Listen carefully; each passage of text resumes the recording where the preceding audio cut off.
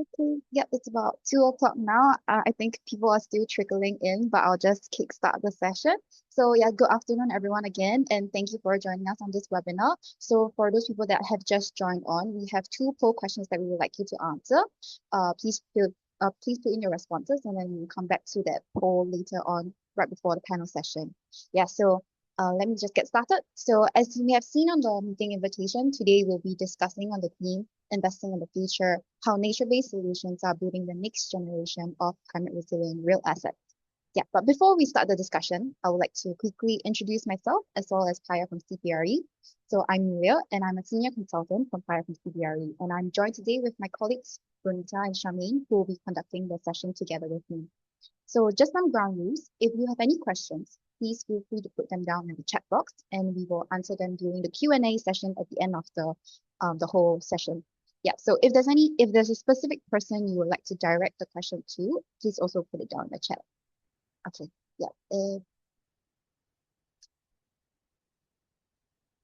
Yeah, so not sure if you're familiar with Paya, but just to share, so Paya used to be a boutique sustainability consulting firm, and we were acquired by CBRE in late 2024 and have since joined with the ESG team within the company to offer a wide suite of sustainability advisory and strategy services, not limited to just real estate clients, but we do work with quite a few of them.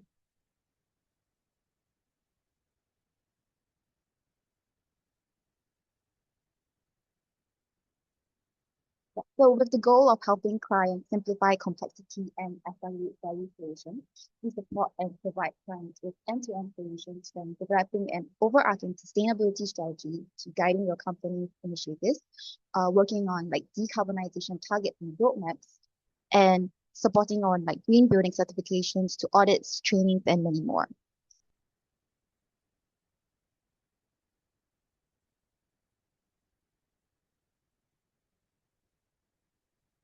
Yeah, so today we are here together with APREA, the host for this webinar, to drive conversations on nature and biodiversity, which is increasingly becoming a buzzword. While we know that conversations on nature might be quite nascent in the Asia Pacific compared to the EU region, for example, but I think we are starting to see some changes in the market, with greater recognition coming from companies, standard setters, and regulators on nature risk management and reporting, moving from like the first launch of TNFD standards in 2023 to the recent announcement last year in November, where ISSB has officially stated their intention to develop a unified standard for nature disclosures, drawing on the TNFD framework.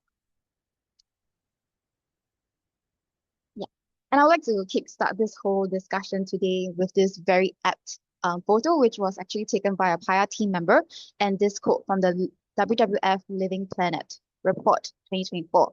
And as you can see from this image, as well as the quote, that is very clear that nature and climate change are very interdependent and closely linked. So climate change is one of the dominant drivers of global biodiversity loss, while NbS has been recognized as the climate mitigation solution with the potential to reduce annual greenhouse gas emissions by 10 to 19%, while also benefiting ecosystems and improving livelihoods. So across the Asia Pacific, we are seeing the intensifying effects of climate change and rapid urbanization. And real estate owners and investors face that growing risk from extreme weather events to regulatory changes to rising expectations from investors and the community. And nature-based solution has come up and is increasingly being recognized as the cost-effective and sustainable alternative to traditional engineered approaches for protecting real assets.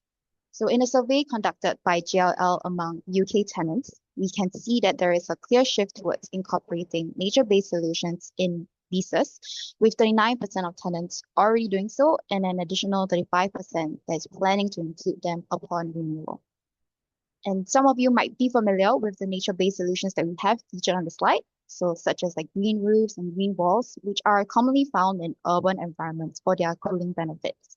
And other types of nature-based solutions include permeable pavements and rain gardens to manage stormwater, as well as urban forests that provide shade and improve air quality.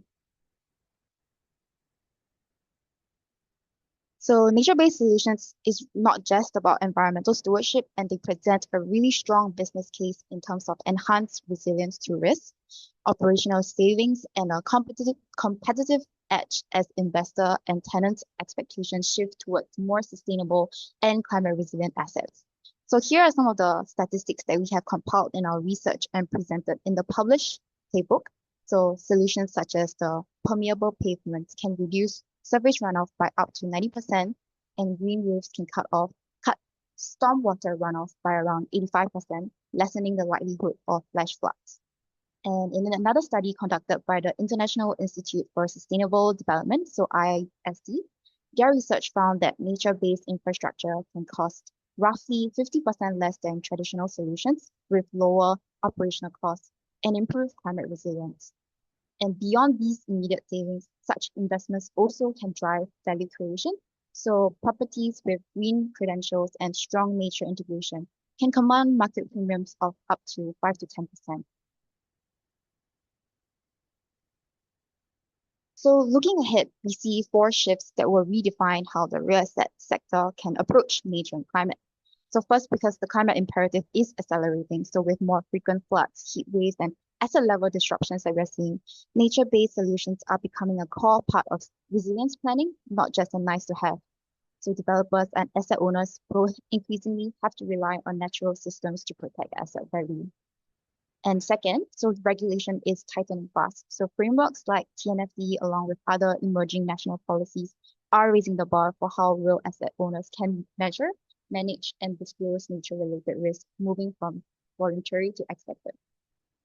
And third, there's like investor expectations are also shifting. So investors are increasingly scrutinizing a company's performance, nature performance, as part of like their ESG criteria. So real asset owners that can demonstrate a nature positive portfolio will gain a competitive advantage, attract green financing, and achieve higher valuations.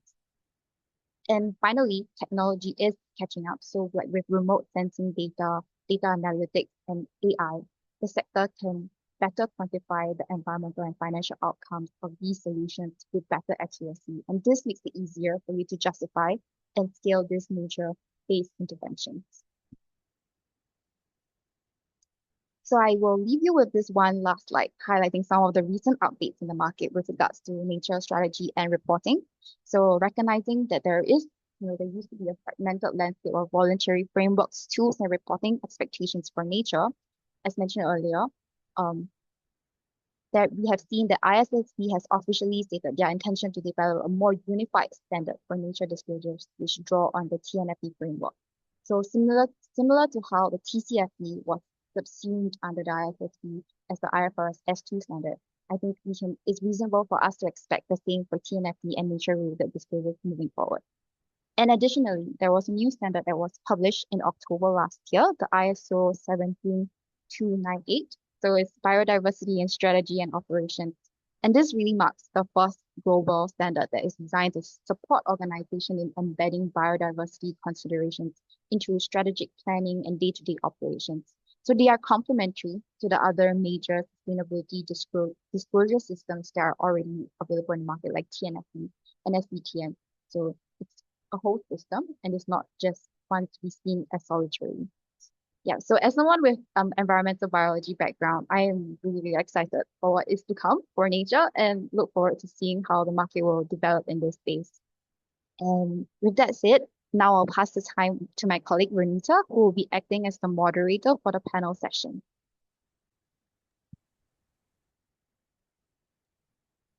Thank you, Mel.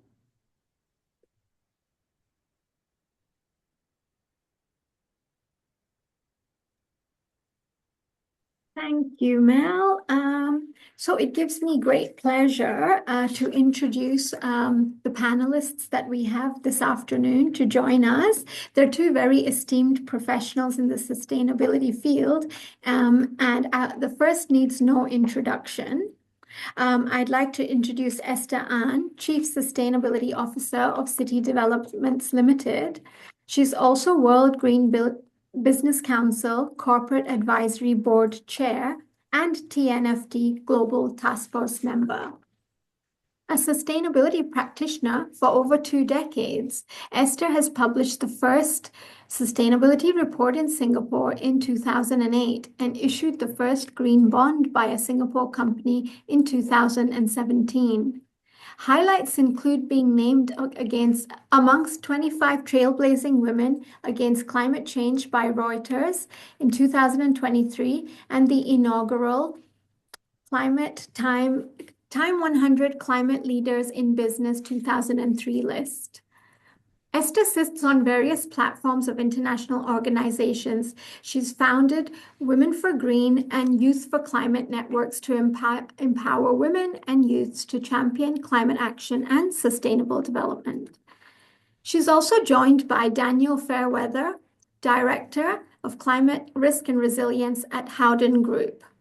Dan has over 20 years' experience, starting out as a specialist Lloyd's broker in London.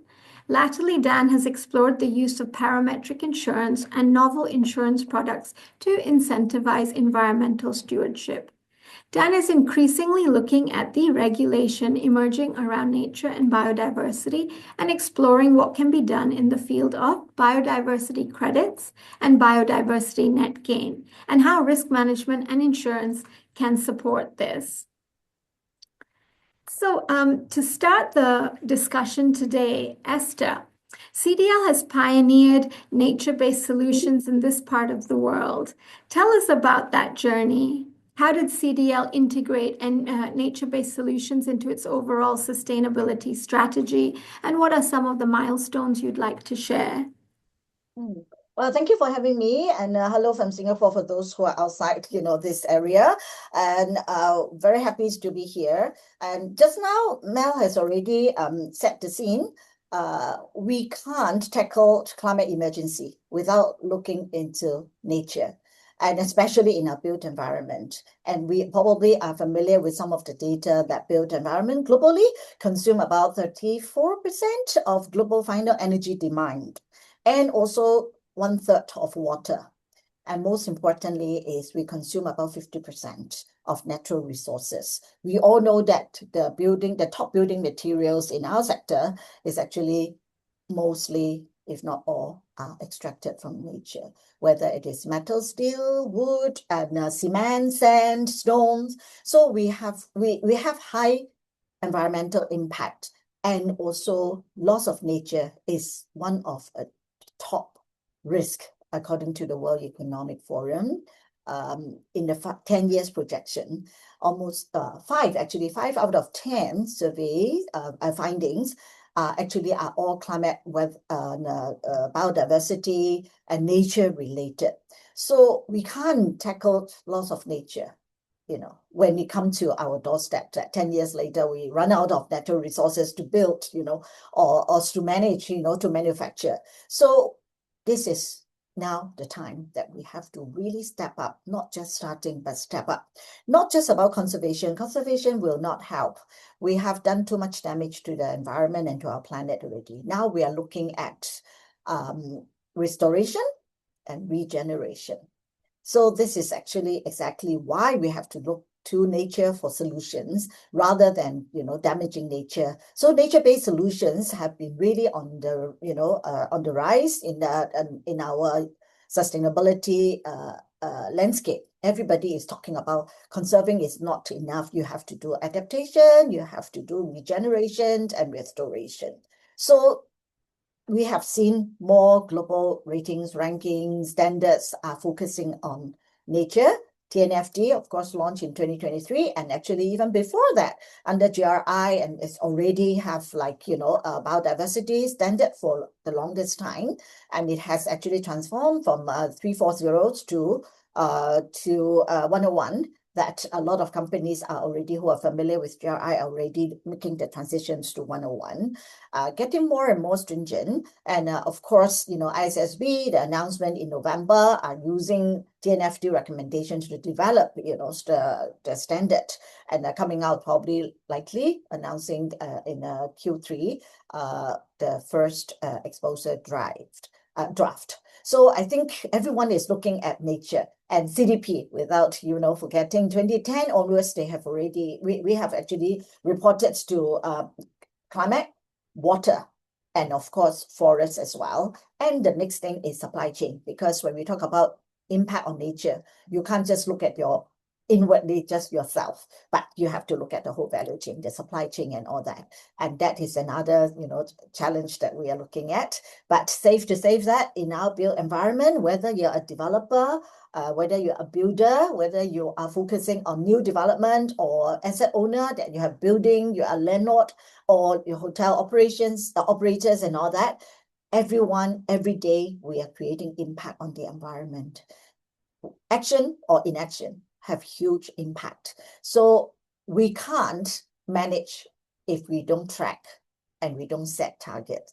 So reporting is very important to help companies to identify gaps and issues that we have to mitigate, as well as to adapt, to the new challenges. How do we turn challenges into opportunity? So adaptation, regenerations are the key focus now. No longer just, reduce and reuse and, conservation. We need to step up on more aggressively looking at solutions. So nature-based solution is very important. Just now we mentioned, some of the, the very basic one, very, like green wall and all that. Well, I know that, we have a long conversation later. I will share a little bit more about the real world example, what nature-based solutions can really impact on cooling the planet. We all know that heat is very important.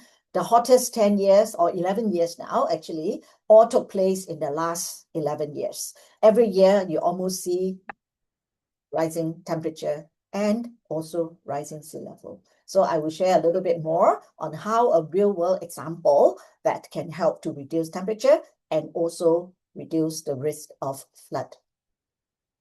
Thank you. Thank you, Esther. Perhaps you could continue just to tell us a little bit about how CDL integrated nature-based solutions into its overall sustainability strategy, and then, some key milestones along that journey. Well, we have started our journey in 1995. Yeah, it would take forever, but I would just highlight a few milestones that the focus is always like conserving as we construct. Conserve the environment, conserve community, and conserve resources. That is actually our corporate ethos for 31 years now.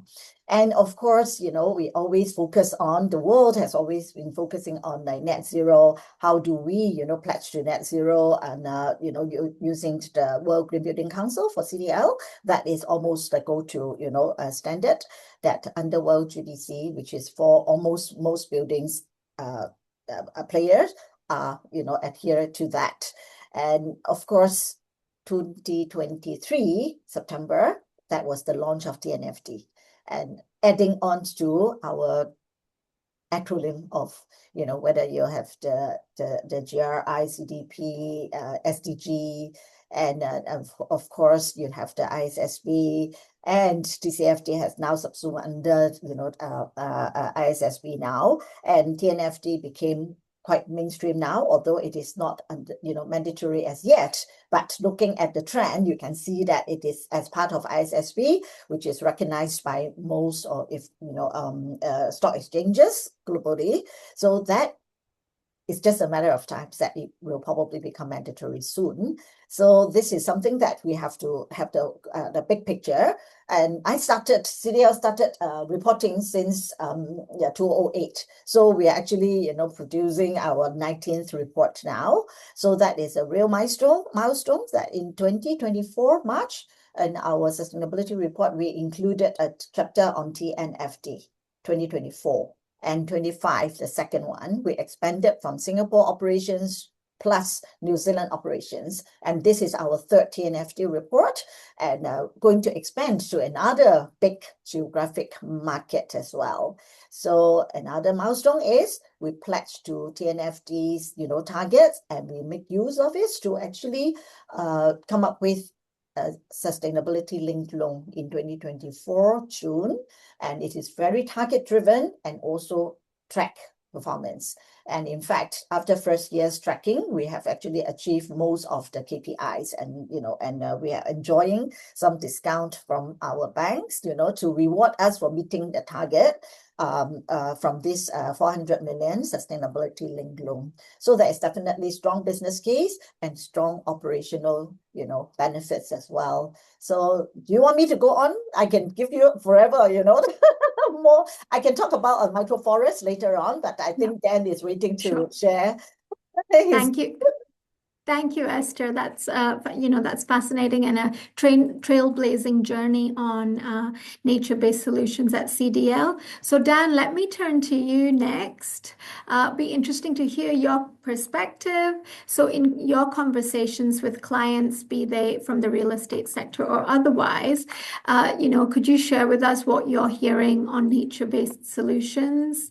Perhaps you could give us some examples of the type of nature-based initiatives you see as gaining traction, and also any others that you have found particularly of interest. Sure. No, thanks very much for having me on. I think it's probably useful to frame sort of risk, I think, at this point, because ultimately that's what we're concerned about. How do we reduce risk in terms of assets? So in terms of obviously I come from the insurance sector, so that's what we look at. We look at risk and exposure to that. I think it's important to break down risks in categories. So I think it's useful to understand that you have acute risks, which are things like flood, heat waves, hurricanes, that sort of thing. And then you have chronic risks, which are the sort of the slow onset risks, and that includes things like sea level rises, drought, and in this case also biodiversity loss. And so when we talk about risk, and if we look at an asset within a landscape, it's probably useful to understand that risk has a number of elements.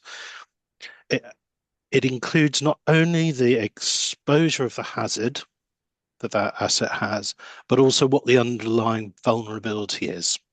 And that exposure to hazard and the underlying vulnerability makes up your risk, in effect.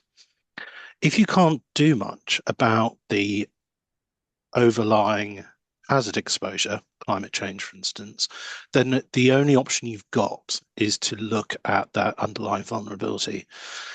And what we're seeing increasingly is with clients who are investing in nature-based solutions, not only is that providing relief for things like improving vulnerability, but we're also seeing it's a much more economic solution to some of the engineered solutions that are potentially available to them. I'll give you an example, really. Zephyr Power sorry, I just saw a hand up, but Zephyr Power in Pakistan, for instance, onshore, renewable energy company. It was shown to be exposed to coastal erosion as a result of where the asset was sited. It also had quite significant maintenance costs as a result of being exposed from storms and storm surges. So they undertook a piece of work that demonstrated that actually the inclusion of mangroves around those assets not only reduced their exposure to storm surges and storm damage, but reduced their maintenance costs as well. And as a result of that, the broker was able to negotiate better insurance premium terms as well.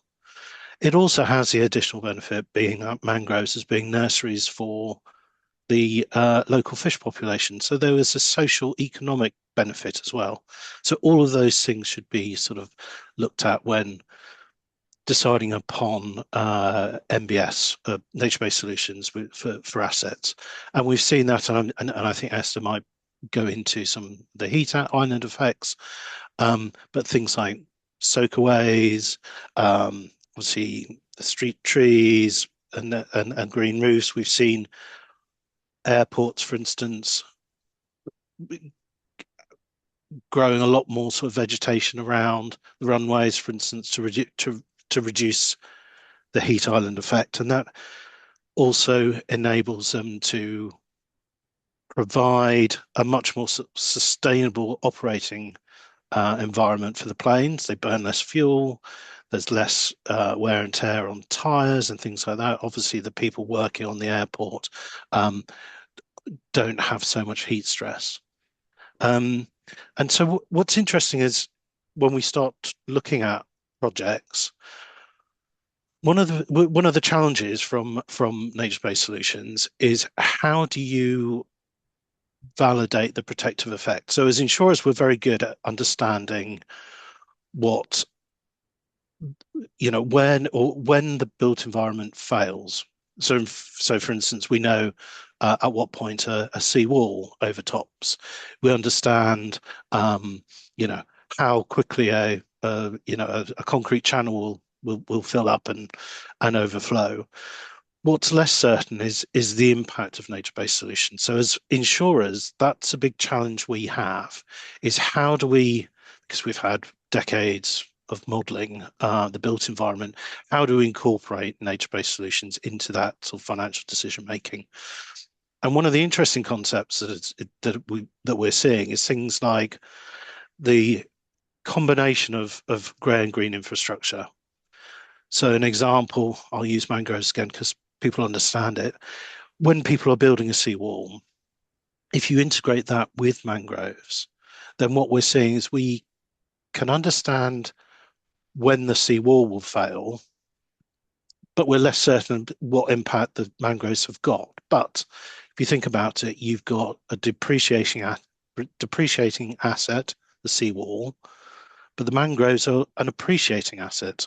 So they will provide better protection the longer and more established they are. So I think we're having that conversation with underwriters at the moment to really start to sort of educate them in the fact that, okay, we need a combination of grey and green infrastructure, but we're having to sort of take them through the journey of how do we get them to value the green infrastructure, and that's something that's emerging at the moment, and I think it's going to be very exciting for the future. Thank you, Dan. Yeah, that's fascinating hearing that combination of green and grey infrastructure sort of replacing or taking the lead on grey infrastructure that's more traditional. Now, let me come back to Esther, and it would be remiss not to talk about TNFD, given that the ISSB has now, has recently announced that they will be drawing upon the TNFD framework in its standard setting, so as a member of the Global Task Force of TNFD, Esther, could you advise the group on how firms can start preparing for the adoption of TNFD? When would be the right time to start? What benefits can they expect to reap from this? Well, before I do that, I would love to, just expand on Dan's view from the insurance perspective. In fact, risk mitigation and adaptation are top priorities, among the top priorities of most company and businesses.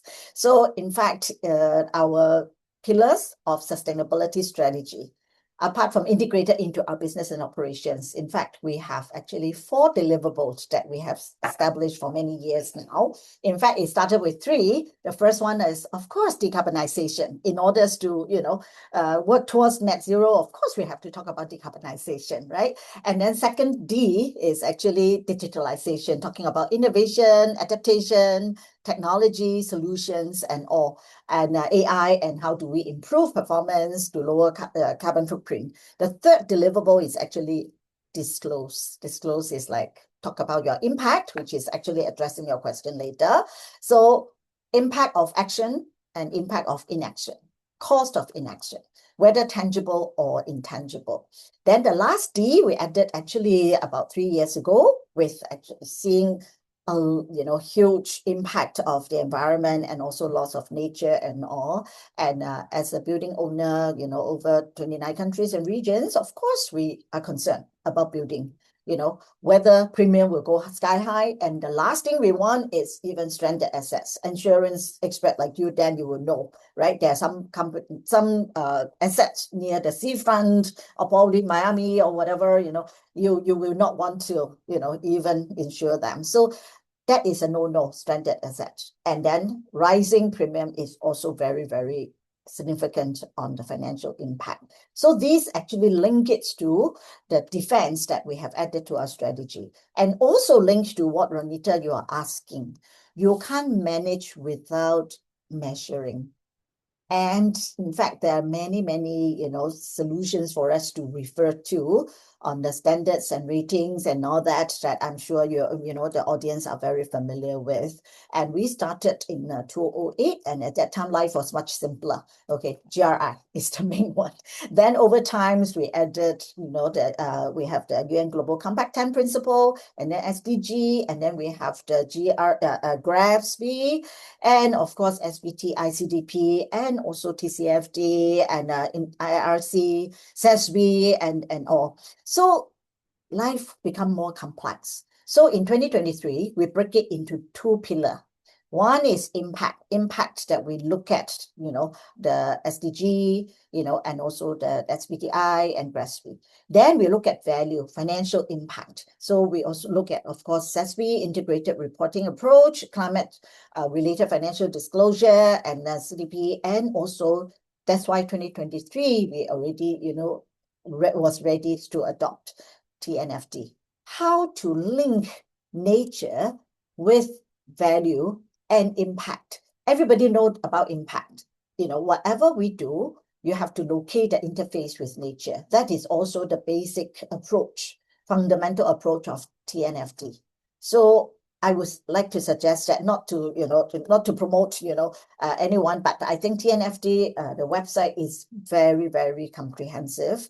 And if you read through it, and if you look at how LEAP or LEAP is, defined, and use your own business case to match every single one. For example, L actually is talking about locate your interface with nature. What is your operations impact on nature and vice versa? What is nature's impact on your operations and the businesses and assets? So that will help you. LEAP E is about evaluate the dependency and impacts. You're a real estate player, your development or your asset, how does it depend on, nature?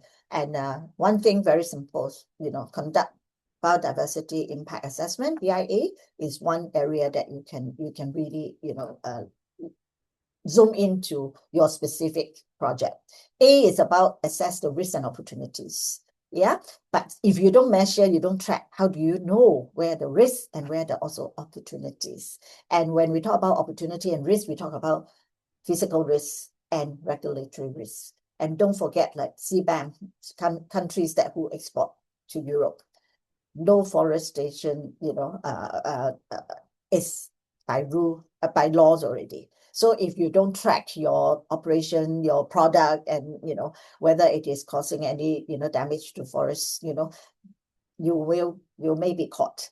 Then last, the LEAP. P is like, with all these, your risk and opportunity, the dependency, the impact, then you prepare to respond and report. So this is, that is already embraced under our CDL's two pillars approach. Impact, value, they all go hand in hand together.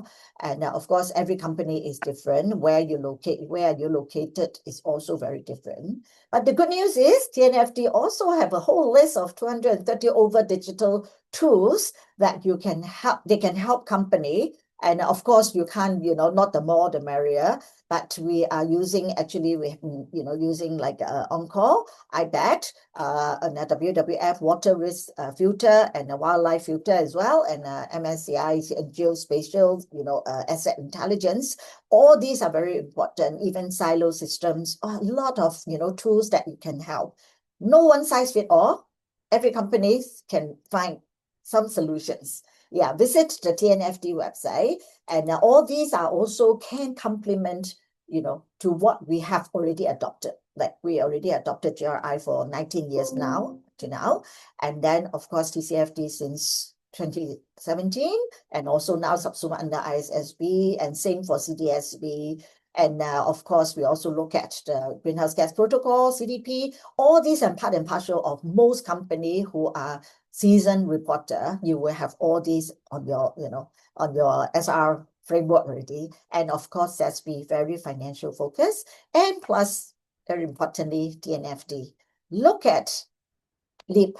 Assess yourself. You need not to engage big-time consultant. Of course, it will be easier, but you also have to be very hands-on, internalize what you are looking at and what is sleep and how do you analyze it. That's how we started. Yeah. To know all of those tools that are available on the TNFD. Sorry, we couldn't hear you at the beginning. Yeah. Oh, sorry. Thanks, Esther. It's really useful to especially learn about all those tools that are available on the TNFD website and to know that there are, different ones depending on the company specific. So no one size fits all. I'd also be interested to hear Dan's viewpoint on this and, whether you're looking from a risk management perspective on adoption of LEAP and what benefits a firm can or advantages a firm can look to glean from that in conversations with insurers, and how Howden uses that information. Yeah, so I think the really fascinating thing is, and it's sort of music to our ears when we heard that TNFD were using the LEAP approach, because if you look at it, locate, evaluate, assess, protect, then that is pretty much exactly what we do in the insurance sector when assessing risks for our clients. And so I think to be able to frame that from a nature and biodiversity perspective is great. That's exactly what we need, because for too long, like Esther says, we understand businesses' impacts on nature. What's less certain when we start talking to clients is their dependencies on nature, and that needs to change. One of the nice things about insurance is by going through the TNFD LEAP approach, in effect, what that does is that makes those risks visible on a company's risk register. And when you start putting the risk register down, and there's liabilities for directors and officers to respond to those risks, if you start plotting those on a risk matrix, for instance, then suddenly they become visible on the P&L. We can start framing them from a financial perspective in terms of insurance premiums. Insurance is very good at providing price signals to investors, or where you require additional risk management. And so I think being able to sort of selfishly use insurance to frame that financially, then I think hopefully what that will do, that will really start sort of getting organizations, investors, banks to have a far better understanding of what those impacts are going to be. And they can be extreme. You just have to look at Tehran, for instance, in Iran. That's a city of 10 million people. They are shortly about to run out of water. So how do that's obviously it's an extremely extreme example, but we potentially might see 10 million people being displaced from an area as a direct result of basically illegal wells dipping into the water table. That water table could have been protected through a lot of the nature-based solutions that we're talking about. Forests up in the floodplains, soakaways in the cities that can help recharge that water table. So as well as looking at sort of specifics of an asset, it's also probably useful to understand the environment that asset is placed within. We did TNFD for Howden in the UK and our assets around Asia. To be honest, it was pretty boring outcome. We mainly based in cities, mainly large buildings, but there were some sort of regional offices, for instance, in the north of England that were extremely exposed to nature. There's some risks around heating and cooling. But then actually when you start looking at how the workforce is made up and the growth of remote working, do we then bring in where our employees live? And then suddenly there's a much larger exposure to sort of nature and climate in terms of transport to the office. Yeah, employees need to drink, they need access to water, they need food, and suddenly you're bringing in this whole sort of ecosystem of risks, which I think over time, although they're complex at the moment, hopefully we'll be able to sort of understand much more and then start overlaying that with some of our reporting. But it's not easy, and it's clearly in the early stages. But the work that TNFD are doing is phenomenal in terms of trying to sort of get us along that journey of understanding, yeah, what our impacts are, but more importantly, what our dependencies are. Thanks, Thanks. Dan. Thanks. So sort of a clear message there that, starting on something like the LEAP assessment really helps to understand risks and opportunities. You can't report what you can't measure. So important to understand your impacts. And by embarking on that process, you may uncover a layer of risks that, at the surface you weren't even aware of. So it definitely sounds like a worthwhile exercise. Now, I think in terms of drawing the panel discussion towards a close, I have a question, for both of you. So perhaps you could take it in turn, but would you, what would be your words of advice in terms of any implementation hacks or pitfalls to avoid, or methods in which benefits or opportunities can be realized when embarking on nature-based solutions and initiatives? So maybe we could If I start may with you, start first Esther. as a Yes, practitioner. please. Thank you. First thing is read the APREA Nature Guidebook. That's very useful, and it also contains quite a number of business cases. And I think from a developer and building owner's perspective, and locating in, our headquarters in Singapore, I just want to give you a real world example that address heat is one of the top priority in Singapore. We are 1.5 degrees north of the equator, summer throughout the year, and Singapore's temperature is rising twice as fast as global average. So heat, health, impact on environment, people, and economy, because it does affect people's health, physical health, mental health, as well as productivity. So heat is a very important, area that we are looking at. As a builder, as a building owner, urban heat island effect is very important. You can plant a lot of trees, but does it really impact on your urban spaces? Urban heat island effect is real. Okay, it can heat up more than 3 degrees, even hotter, than the suburb area. So what we did is this is the problem statement. Okay, how do I cool, specific location of my property, of my asset, to help to provide comfort? So we started the microforest 10th March. And some of in the audience may have received our invitation already. By 20th March, we are going to share the data. It's a very scientific living lab. Okay, everybody will know. Common sense is if it is hot, stay under the tree, get the shade, it will be cooler. But if you don't have data, will, building owner be convinced? That is exactly what we are sharing on the 20th of March. We have about acoustic sensors that we install from day one. So after 12 months, we are ready to show data that it has helped to lower temperature. Okay, addressing the urban heat island effect. And the beautiful part is, how does it attract and bring back, native species, whether the birds and bees and butterflies, and even have, like hornbill, migratory bird, all those we have data to show. So very exciting, and we hope that more developer and more building owner will be inspired. And the good thing is, it's not too difficult. Any site you will have some space allocated for greenery, landscape, or garden and all that.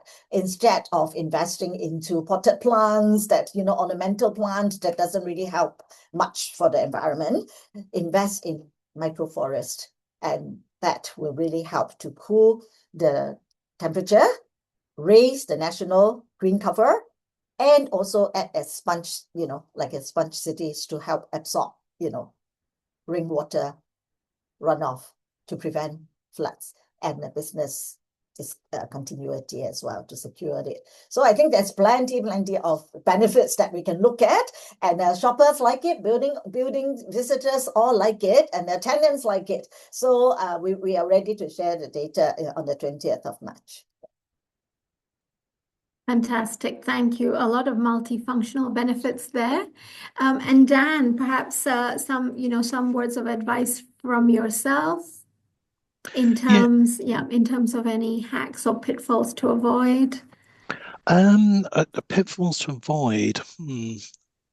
I'm not sure about pitfalls, although just to recognise that, I mean, nature-based solutions, they make sense, they work, and generally they are economically advantageous, generally than sort of, plugging in an aircon. If you can plant a lot of trees, then it makes far more sense for all the reasons Esther has mentioned. I guess some of the challenges we've seen is that even NbS can be overwhelmed. In the UK, for instance, we're using a lot of NbS in floodplain management, but ultimately, once the ground is saturated, it can't hold any more water. So it shouldn't be viewed as a magic bullet, but rather a tool in your risk management toolbox. And I think that's why being able to understand and model your exposure to those risks is really critical. Speak to your broker, speak to your insurer, talk to them about not only what current exposure to risks are, but are they looking at modeling into sort of 10, 20, 30 years into the future? Because if you've got an insurer that's not, you might find yourself without insurance, in which case your cost of accessing capital goes through the roof. Like Esther says, you might have stranded assets, and that's really not something you want. We've just look at what's happening in California and the asset valuations if you can't buy wildfire cover. So I think it's complex, but I think ultimately, it should absolutely be part of some of your decision making when looking at investing in areas. It's not something that especially some of the chronic risks, that should be taken lightly. So again, talk to people that know what they're doing. Use the tools available to you, the TNFD framework, the TCFD frameworks. They are really useful, as well as being a requirement. They are actually, they provide you with a huge amount of sort of risk management insight, which has got to be useful. And if you're prepared and you understand what potential losses or events can occur, then you can better prepare for the situation when suddenly something happens, and you're not left flailing around thinking, what do I do? But you're prepared and you can act. So this shouldn't be seen as just a regulatory requirement, but part of your risk management. Anyway, thanks. Thanks, Dan, and thanks, Esther. A really sort of riveting session there in terms of the case for adopting nature-based solutions and future forward. A more cost-effective alternative, multifunctional, with financial, operational, as well as socioeconomic benefits.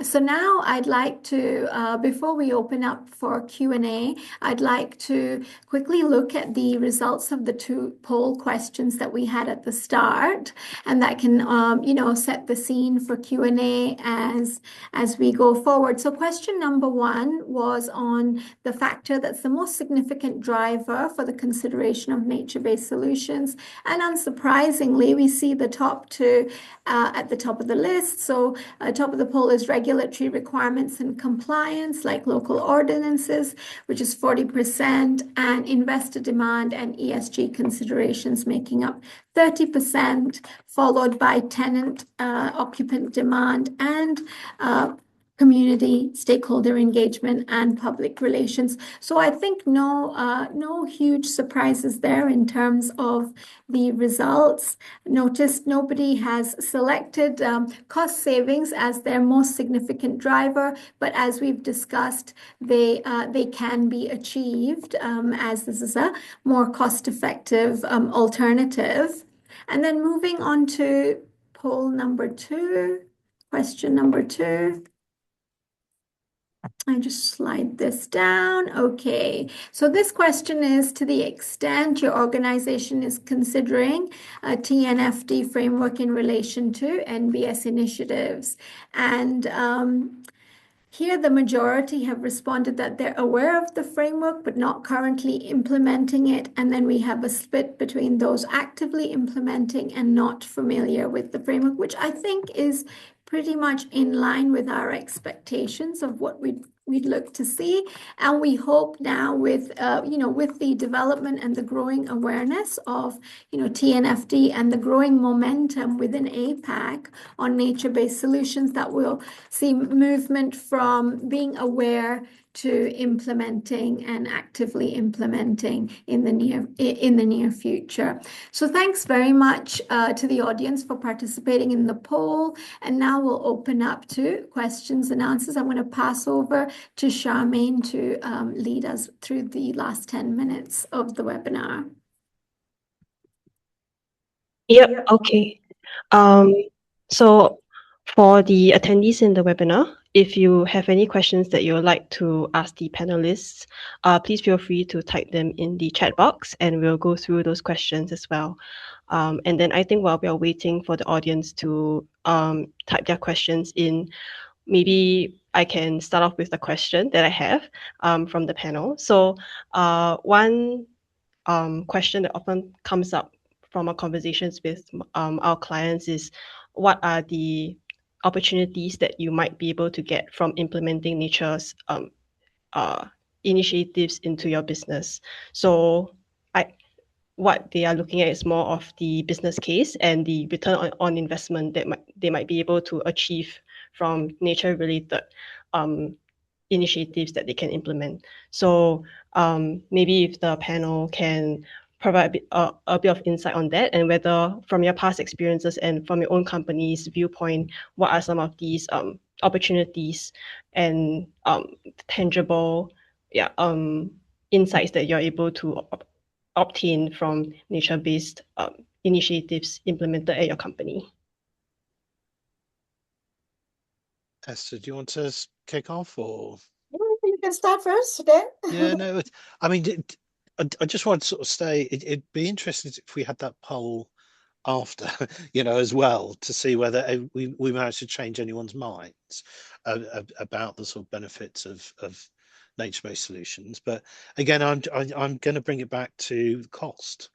We've seen sort of places, there's factories in Indonesia, for instance, that have managed to sort of that were planned from the beginning to be extremely energy efficient, had huge amounts of NbS associated with them, rainwater capture, and the costs associated with running these buildings is a fraction of what it was. You decouple yourself from these particularly potentially very volatile energy prices that we're seeing.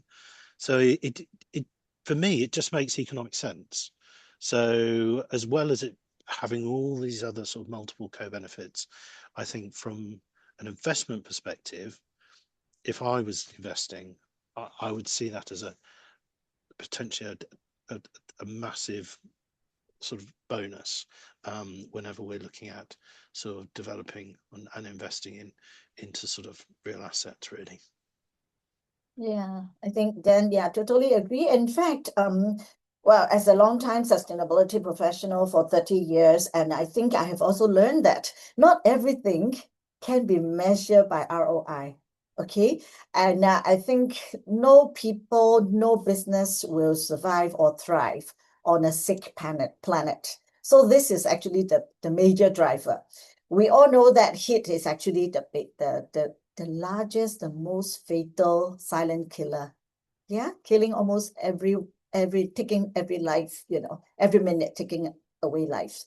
So I already mentioned that in Singapore, especially the tropics, we are really suffering a lot of, rising heat and all that. So are we still talking about, oh, if I do this, can I get back? What's this ROI and all?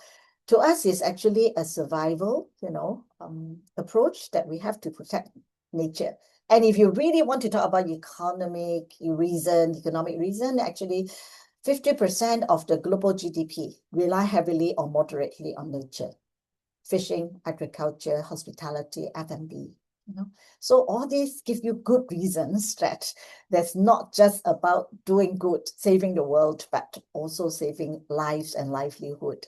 Yeah. So I think that's a really strong reasons for us to do so. And I've already mentioned about the significant impact of building environment, which most of our audience are belonging to the built environment. And cost of inaction is really, really going to be very high. And so during COVID, we all know we go to nature for comfort while we can't go shopping, we can't go F&B and all that, right? So I think nature really offers a lot more than what dollars and cents can quantify. Yeah. So especially in the building environment, if we run out of natural resources, there's nothing we can build with metal, sands, and all that.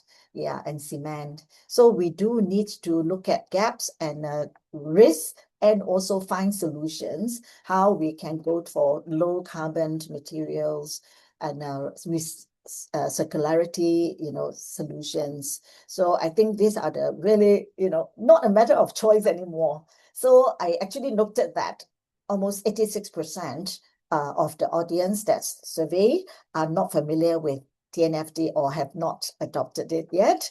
And if I could plead that please read the APREA report, and that is a very, very good guidance to start the ball rolling. And there are also some real business case. It's not theory, it's real business case.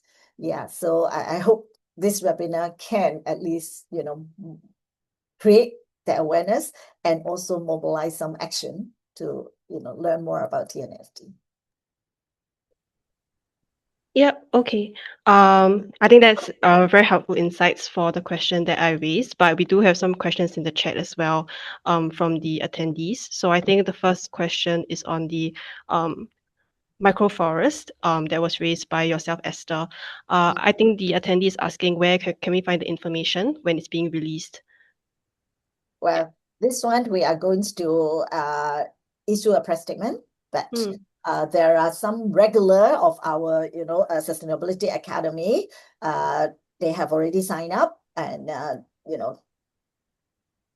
let us know or let APREA know that if you want to attend. Yeah, it is held in Singapore, in the Singapore Sustainability Academy at our City Square Mall. Yeah.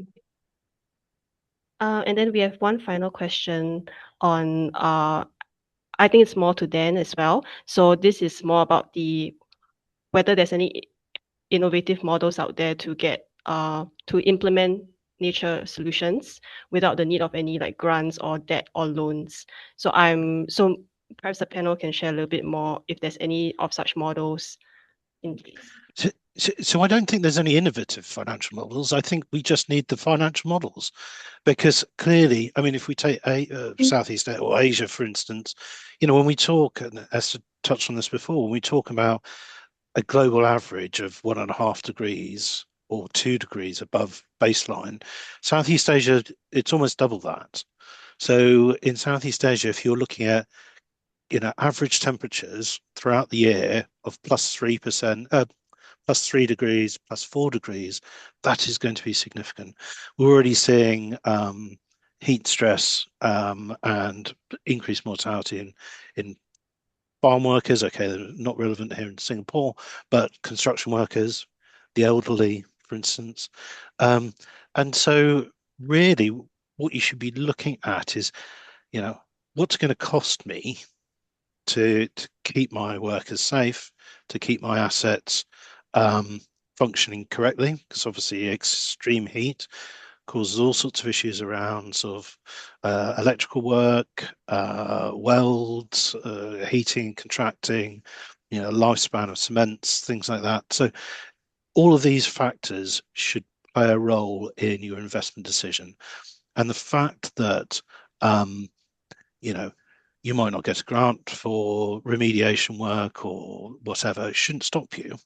That risk falls absolutely on your asset sheet. So I don't think you should avoid doing something if you don't have access to the funds, because ultimately that is going to should be part of your risk management. And if it's not, then that's clearly going to be a problem that you're storing up for the future. Yeah, okay. Yeah, so I think we have come to the end of the time that we have.